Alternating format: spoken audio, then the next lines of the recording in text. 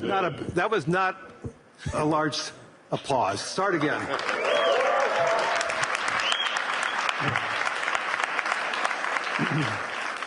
That's better. Thank you. Yeah, we're going to make this interesting. How many quotes are you going to want that are going to be after this session? I don't know. I mean, 5. Okay. So good afternoon, everyone. It's great to see everybody here. It's been an amazing week here in Davos.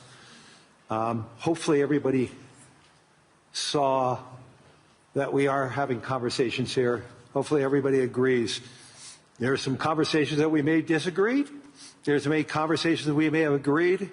But through those conversations, and I think today's result with a peace agreement earlier today, the World Economic Forum is here to have those conversations, to have understandings, and also resolution. So it's an important component of who we and what we are, and I'm thrilled to have Elon Musk here. He came all the way from California to be here to see all of you. So thank you, Elon. You're most welcome. I heard about the formation of the Peace Summit, and I was like, is that PIEC? You know, a little piece of Greenland, a little piece of Venezuela. we got one. All we want is peace. Okay, I'm going to, as I said, I'm a pretty proud CEO of BlackRock since we went public. The compounding return of BlackRock to our shareholders was 21%. Since Elon took Tesla public, his compounded return is 43%. This is just another advertisement for everybody, especially for Europeans. This is why more citizens should be investing with growth, investing with their countries. Imagine if a lot of pension funds invested with Elon when Tesla went public, and how much return would all the pension funds that invested side by side with Elon and the growth. So a spectacular return. There's very few companies. Well, I don't think there's any other company as large as Tesla today that has that compounded return. So congratulations. Oh, thank you. It's a good measurement. Well, we have an incredible team at Tesla, and that's the reason. So I want to get into the dirt, the meaningful component about technology, the possibilities. I want to talk about AI and robotics, energy, space, and the progress ultimately coming down to engineering discipline, scale, execution. And few people, if not anyone, has the experience and the fortitude to confront these issues head on. Not just the ideas, but the execution across so many different technologies, Elon. And that's why I thought it was important for us to have this dialogue here in Davos. So you're presently building on AI, on robotics, on space, on energy, all at the same time. When you look across those efforts, what do they have in common from an engineering standpoint? Well, they're all very difficult technology challenges, but the overall goal of my companies is to maximize the future of civilization, like basically maximize the probability that civilization has a great future, and to expand consciousness beyond Earth. So if you take SpaceX, for example, that SpaceX is about advancing rocket technology to the point where we can extend life and consciousness beyond Earth, to the moon, to Mars, eventually to other star systems. And I think we should always view consciousness, life as we know it, as precarious and delicate, because to the best of our knowledge, we don't know of life anywhere else. You know, I'm often asked, are there aliens among us? And I'll say that I am one, but or you're from the future. They don't believe me. Okay. But I think if anyone would know if there are aliens among us, it would be me. We have 9,000 satellites up there, and not once have we had to maneuver around an alien spaceship. So I'm like, I don't know. Bottom line is, I think we need to assume that life and consciousness is extremely rare, and it might only be us. And if that's the case, then we need to do everything possible to ensure that the light of consciousness is not extinguished, because we're effectively, the way I view it is, the image in my mind is of a tiny candle in a vast darkness, a tiny candle of consciousness that could easily go out. And that's why it's important to make life multiplanetary, such that if there is a natural disaster or a man-made disaster on Earth, that consciousness continues. That's the purpose of SpaceX. Tesla is obviously about sustainable technology, and also at this point we've sort of added to our mission sustainable abundance.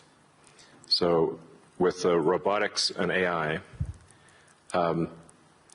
this is really the path to abundance for all. If you say, people often talk about solving global poverty, or essentially how do we give everyone a very high standard of living. I think the only way to do this is AI and robotics, which doesn't mean that it is without its issues. I mean, we need to be very careful with AI. We need to be very careful with robotics. We don't want to find ourselves in a James Cameron movie, Terminator. He's got great movies, love his movies, but we don't want to be in Terminator, obviously. But if you have ubiquitous AI that is essentially free or close to it, and ubiquitous robotics, then you will have an explosion in the global economy, an expansion in the global economy that is truly beyond all precedent. Elon, can that expansion be broad? Yes. Or is it narrow? And how can that be created? How can it broaden the global economy? Yeah, I mean, the way to think of it is that if you have a large number of humanoid robots, the economic output is the average productivity per robot times the number of robots. Right. And actually, my prediction is in the benign scenario of the future that the robots will actually make so many robots and AI that they will actually saturate all human needs. Meaning you won't be able to even think of something to ask the robot for at a certain point. Like there will be such an abundance of goods and services, because my prediction is that there'll be more robots than people. So, but how do you then have human purpose in that scenario? Yeah, I mean, nothing's perfect, but it is a necessary.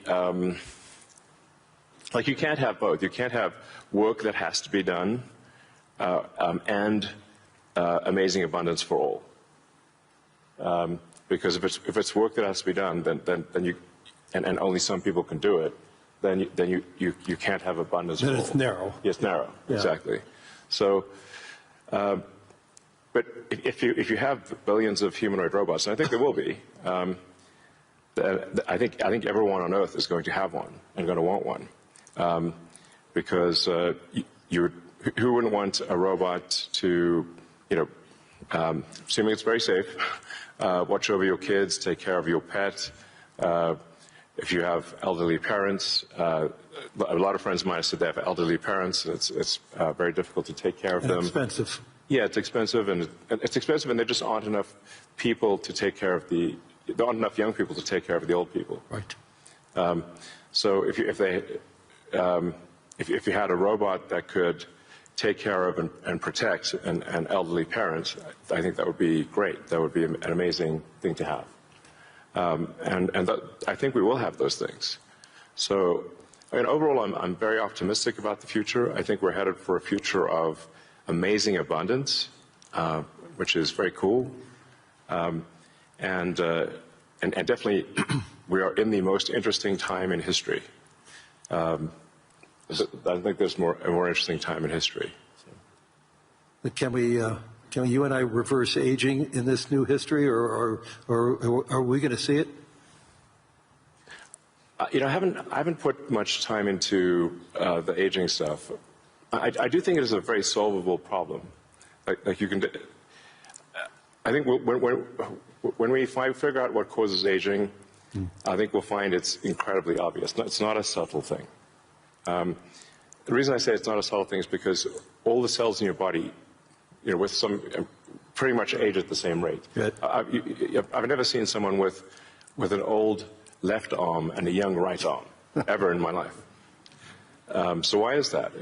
That means that there must be a clock, a synchronizing clock, right, that is synchronizing across 35 trillion cells in your body.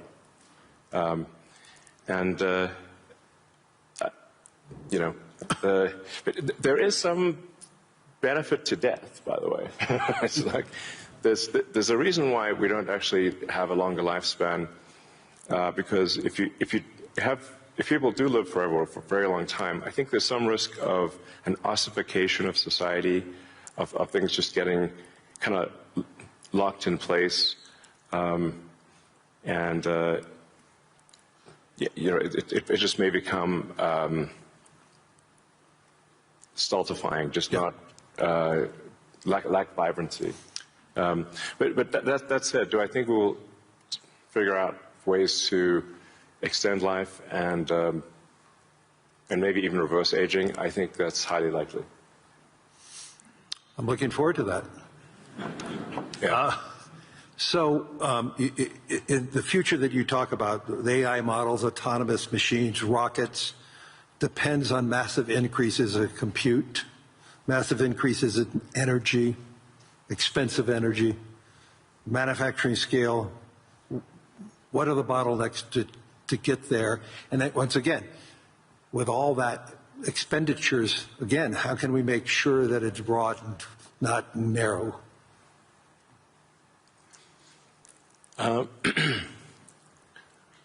I just think the natural thing is it's going to be very broad, because AI companies will seek as many customers as they possibly can, and the cost of AI is already very low, and it's plummeting every year. I mean, the cost of AI is almost meaningfully changing on a month-to-month basis. There's open models now everywhere. Yeah. Yes, there's open models. And the open models only lag, they're maybe a year behind, right, the sort of closed models.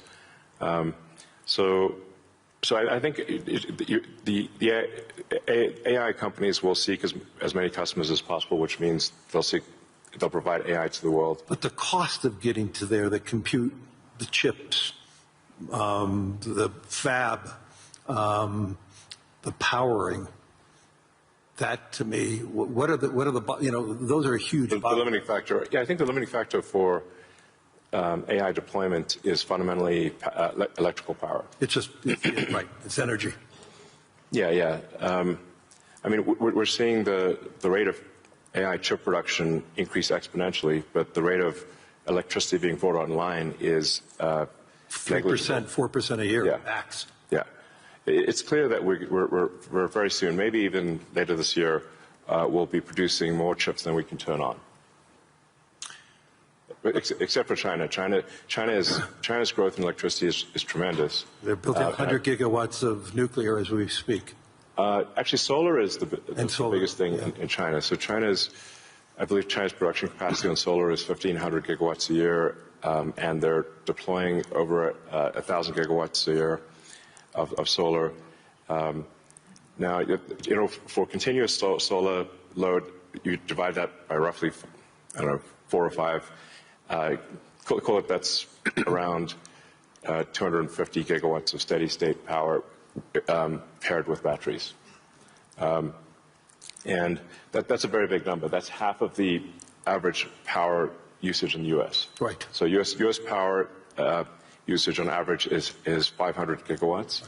China, just in solar, just in solar that can provide steady state power, and batteries can do half of the U.S. electricity output per year just with solar. Solar is by far the biggest source of energy. And actually, when you look beyond, or even on Earth, but certainly beyond Earth, the sun rounds up to 100% of all energy. This is an important thing to consider. So the sun is 99.8% of the mass of the solar system. Jupiter is about 0.1%, and everything else is miscellaneous. Now, even if you were to burn Jupiter in a thermonuclear reactor, the amount of energy produced by the sun would still round up to 100%, because Jupiter is only 0.1%. If you teleported 3 more Jupiters into our solar system, and burnt 3 more Jupiters and everything else in the solar system, the sun's energy would still round up to 100%. So it's really all about the sun. And that's why one of the things we'll be doing with SpaceX within a few years is launching solar-powered AI satellites. Right. Because the space is really the source of immense power, and then you don't need to take up any room on Earth. There's so much room in space, and you can scale to enormous. You can scale to, I think, ultimately hundreds of terawatts a year. You and I have had these conversations before, but why don't you tell the audience what would it take for the United States, and what type of geography would it take to have that solar field to electrify the United States? And then let me ask a question: why aren't we doing it? Yeah. So, I guess a rough way to think about it is 100 miles by 100 miles, or call it 160 kilometers by 160 kilometers of solar is enough to power the entire United States. So the 100 mile by 100 mile area is you could take basically a small corner of Utah, Nevada, New Mexico. Obviously, you wouldn't want it all in one place, but it is a very small percentage of the area of the U.S. to generate all of the electricity that the U.S. uses. And the same is true, actually. For Europe, you could take a small part. You could take relatively unpopulated areas of, say, Spain and Sicily, and generate all of the electricity power that Europe needs. So why don't you think that there's a movement towards that here and in the United States? Well, there is, as it is in China. Well, unfortunately, in the U.S., the tariff barriers for solar are extremely high, and that makes the economics of deploying solar so artificially high, because China makes almost all the solar, what would it take for Europe or the U.S. to build it commercially, if it's that scale? Yeah, I think. Well, I can tell you what we're going to do. SpaceX and Tesla is we're building up large-scale solar. Right. So the SpaceX and Tesla teams both separately are working to build to 100 gigawatts a year of solar power in the U.S. of manufactured solar power, and that'll probably take us on about 3 years or something. But these are pretty big numbers, and I'd encourage others to do the same. We obviously don't control the U.S. Tariff policy, but for other countries, I would recommend that China makes solar cells that are incredibly low cost, and I think it would be worth doing large-scale solar. So I know you're going to be having a couple of big announcements on robotics and what it can do. When I went to the factory, you showed me those robots. Yeah. How quickly, you talked about the billions of robots, but how quickly can they be deployed in a manufacturing setting? How quickly can they be utilized and be functional and create that abundance that you talked about? Well, humanoid robotics will advance very quickly. I think we do have some of the Tesla Optimus robots doing simple tasks in the factory. We expect probably later this year. By the end of this year, I think they'll be doing more complex tasks, but still deployed in an industrial environment. And probably sometime next year, I'd say that by the end of next year, I think would be selling humanoid robots to the public. That's when we are confident that it's very high reliability, very high safety, and the range of functionality is also very high. You can basically ask it to do anything you'd like. You're already seeing that in Tesla cars. The software changes that you're doing, and what is it? Yeah. Every quarter now, a software change that upgrades the ability of the robot within the car. Yes, the Tesla Full Self-Driving software, we update it sometimes once a week. Recently some of the insurance companies have said that it is actually so safe, when Tesla Full Self-Driving is so safe that they're offering customers half-price insurance if they use Tesla Full Self-Driving in their car. And that can be monitored by the insurance company? Is that part of the agreement? Yeah. I think self-driving cars is essentially a solved problem at this point. Right.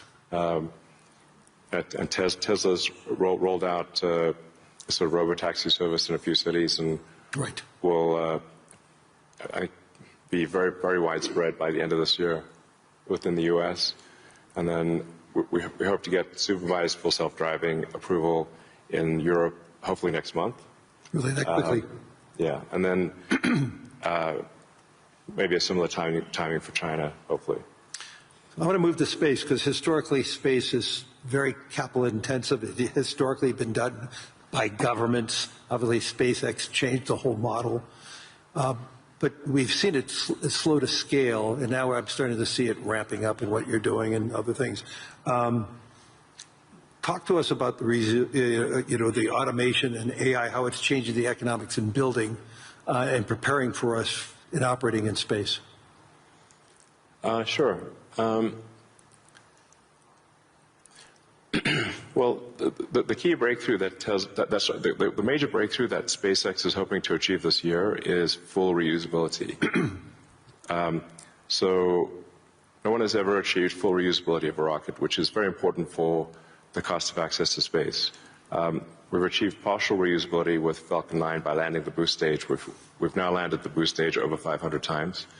But we have to throw away the upper stage. The upper stage sort of burns up on reentry for Falcon 9. So, and the cost of that is equivalent to a small to medium-sized jet.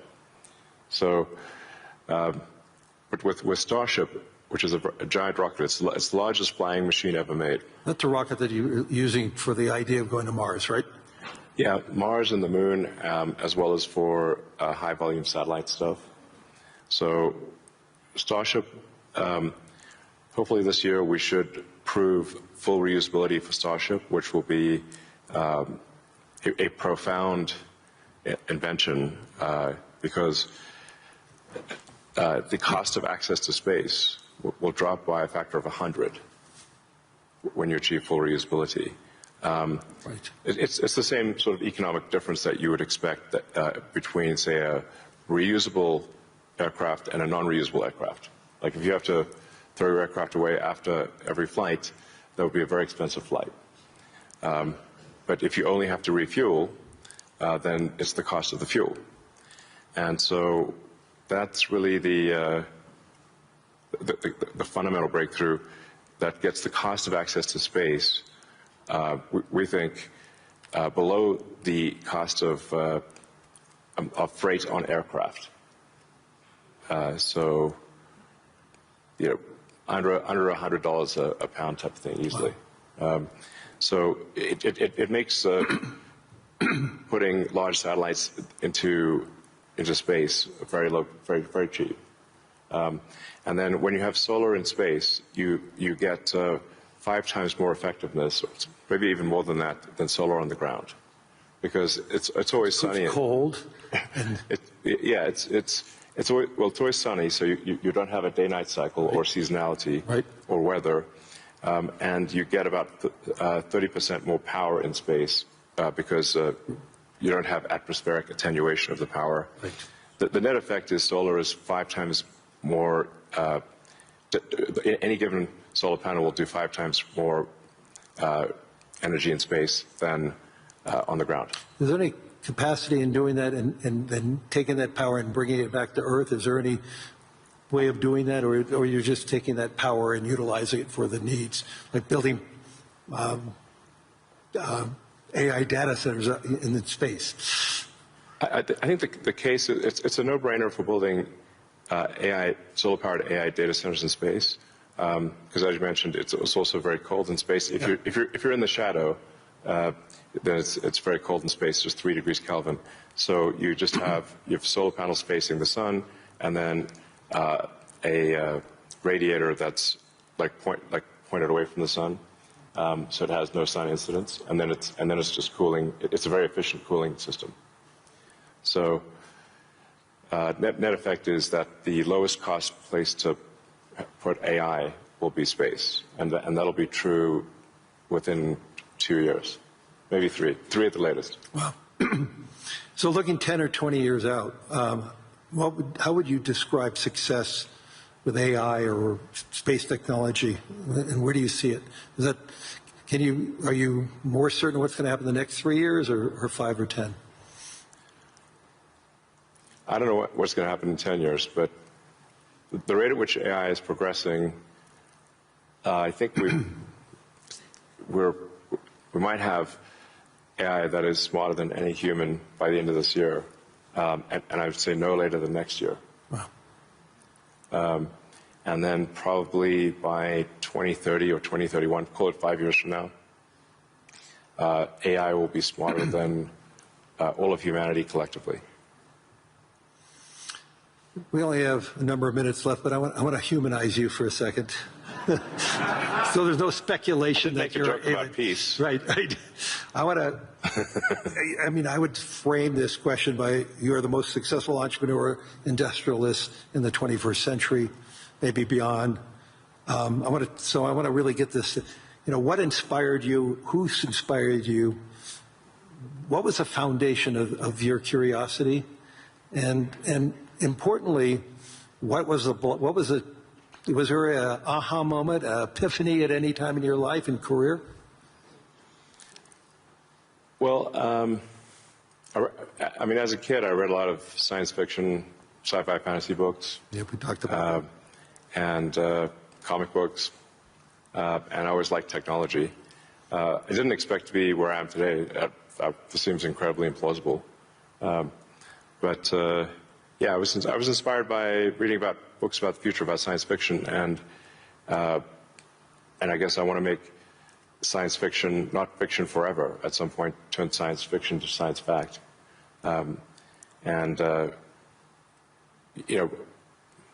to have like Starfleet and Star Trek, really, for real, like where we actually have giant spaceships traveling through space, going to other planets, traveling to other star systems. I'm just interested if I could be beamed up to go back to New York. I'd like to just be beamed back to New York instead of flying. Yeah. Talking about Star Trek. No, I guess my essential, what I would call the philosophy of curiosity. I'd like to understand the meaning of life. Is the standard model of physics correct regarding the beginning of life, beginning of existence, and the end of the universe? What questions do we not know to ask that we should ask? And AI will help us with these things. So I'm just trying to understand, how do we get here? What's going on? What's real? Are there aliens? Maybe there are.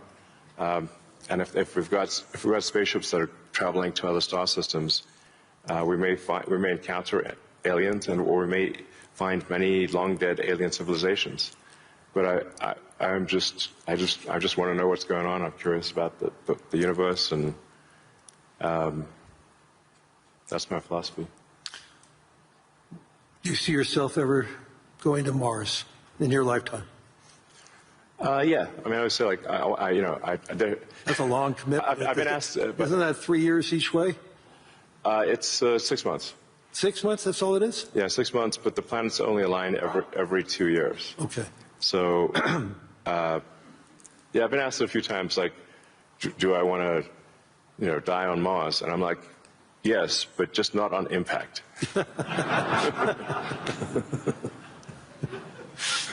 That's a good answer. Anyway, we're out of time. Hopefully everybody enjoyed this. I mean, there's so many myths around Elon Musk. I could tell you he's a great friend, and I constantly learn so much from him.